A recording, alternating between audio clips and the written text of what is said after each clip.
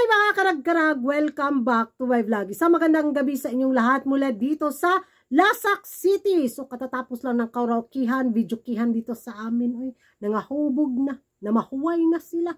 Kaya tahimik na, kaya makahabol ako ngayon sa mga latest pasabog eksena galore sa Miss Universe Philippines 2024 presentation nila ba.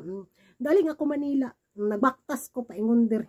Kaya eto na nga mga karag-karag ang mga pinag-uusapan ngayon ng mga active na mga chismosa sa social media sa katatapos lang ng official na presentation ng mga kandidata sa Miss Universe Philippines 2024 na kung saan niyan ako maghanas ana ilang mga production ay napriyagaba po. Sana man lang sa darating na finale ng Miss Universe Philippines 2024 bunggahan naman nila yung production, di ba?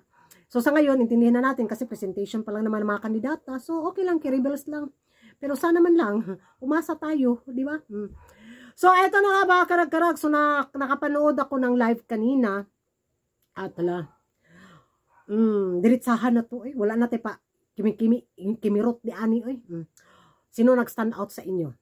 Sa mga kandidata ngayon na lalaban sa MUPH 2024 crown. Walang halong bias na reaction vlog to mga karag-karag ha. Base sa sariling gusto ko lang, sa sariling opinion ko lang, sa sariling type ko lang na mga kandidata na nag-stand out sa akin. Diretso na to. Para humanda yun ta sa tong vlog. Hala. Atisa manalo si Atisa jud. Ningkiat jud si Atisa mga karag-karag. Ganda ng appearance ni Atisa kanina ba? Hala. Uy, kumabog si Atisa. So given naman talaga na isa siya sa malakas talaga na front runner sa taon na to sa MUPH 2024. So sa taon na to din pinakita rin niya talaga na lalaban talaga siya ng patayan sa corona mga karag-karag. Kanina ay hubadira ang peg ni Atisa. Ang ganda ha. Bagay sa kanya yung pa-outfit niya at yung kulay ng niya ba papalda bitaw niya kasi papalda ko ragan. Basta yung pagaw niya. Mura man kong palda. So nung rumampa siya ay ang lakas ng karisma. Carrie Bells, talagang lumalaban, palaban talaga. Nako, hindi ko, parang naisip ko ba, ano kayang naramdaman ng mga baguhan ng mga kandidata, bitaw na, lalaban kay Atisa manalo, di ba? Kabado-kabado din sila ba? Parang, okay, lalaban kami, i-enjoy na lang namin tong moment dito. Yung parang ganun na lang yung eksena. Pero, so habang nanonood nga ako kanina, isa talaga sa kumabog na pwedeng sisipa kay Atisa manalo sa taon na to, walang iba kundi si Baguio. Nakita nyo yung karisma ni Baguio nung lumabas siya tapos rumampa. Hala, gwapa gyud siya. Gwapa gyud siya mga karag-karag. Lakas ng ng vibes ni Baguio talaga kanina. Hala. Tapos nung nagkatabi sila ni Atisa Manalo, hala, nilamon si Atisa Manalo ni Baguio. Hala. Exciting na laban to between Atisa Manalo at saka si Baguio. Abang na lang ako sa kanilang communication skills. Pero base sa kanilang presentation kanina, sa kanilang performance, nanlalamon ang dalawang to.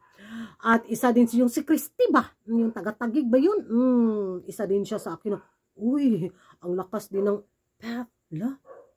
So yan ang mga karag-karag, yung base lang sa sariling opinion ko lang ha, magkaiba-iba tayo, magrespetuhan na lang tayo dito. So exciting to kasi yung mga ibang kandidata kanina parang kalmado lang sila na okay. So abang tayo nito sa kanilang final na laban at bardagulan na kung saan lang. Nung nagkatabi-tabi na sila, may nilamon na, may nalamangan yung beauty, di ba? Exciting. Ewan ko sa inyo mga karag-karag kung sino yung mga top 3 sa inyo sa presentation performance ng mga kandidata sa Miss Universe Philippines 2024. Magkapareho ba tayo mga karag-karag? Mag-ingay tayo sa comment section at kung hindi ka pa nakapag-subscribe sa YouTube channel ko, don't forget to like and subscribe ko ragan karag. Ang babaeng lagi na karag-karag and see you in my next vlog. Bye-bye!